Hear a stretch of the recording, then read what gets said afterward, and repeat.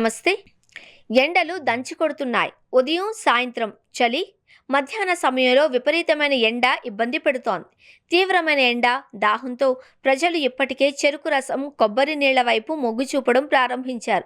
వేసవి వేడిని తట్టుకోవడానికి, డీహైడ్రేషన్ను ఎదుర్కోవడానికి, వేడి నుండి రక్షించుకోవడానికి ఇవి రెండు మనకు ఎంతో ఆరోగ్యకరమైనవి. కానీ ఆరోగ్యకరమైన శరీరాన్ని కాపాడుకోవడానికి ఈ రెండింటిలో ఏది మంచిదో మీకు తెలుసా? మీరు కూడా ఇదే గందరగోళంలో ఉన్నారా? అయితే మీకోసమే ఈ సమాచారం. చెరుకు రసం, కొబ్బరి నీళ్లల్లో ఆరోగ్యానికి ఏది మంచిదో ఇక్కడ చూద్దాం. కొబ్బరి నీళ్లు ప్రపంచంలోనే అత్యంత స్వచ్ఛమైన, అత్యంత సహజమైన పానీయం.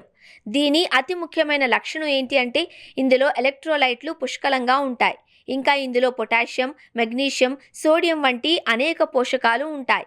ఇవి ఆరోగ్యకరమైన శరీరాన్ని కాపాడతాయి. కొబ్బరి నీళ్లు క్యాలరీలు చాలా తక్కువగా ఉంటాయి. కొవ్వు అస్సలు ఉండవు. మీరు బరువు తగ్గాలి అని చూస్తున్నట్లయితే కొబ్బరి నీరు అద్భుతమైన డ్రింక్.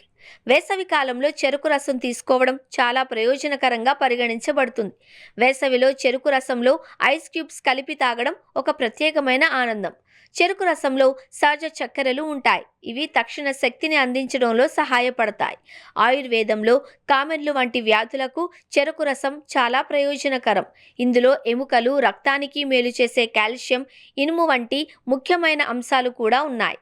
ఇకపోతే ఈ రెండింటిలో ఏది బెటర్ అనే విషయానికొస్తే హైడ్రేషన్ కోసం ఈ రెండు పానీయాలు తీసుకోవాలి అనుకుంటే కొబ్బరి నీళ్లు ఉత్తమమైనవి. అదే సమయంలో మీరు చాలా అలసిపోయి శక్తి అవసరమైతే చెరుకు రసం మీకోసం బెస్ట్ ఆప్షన్ అవుతుంది. డయాబెటీస్ ఉన్నవారు మాత్రం చెరుకు రసం తాగడం సరైంది కాదు.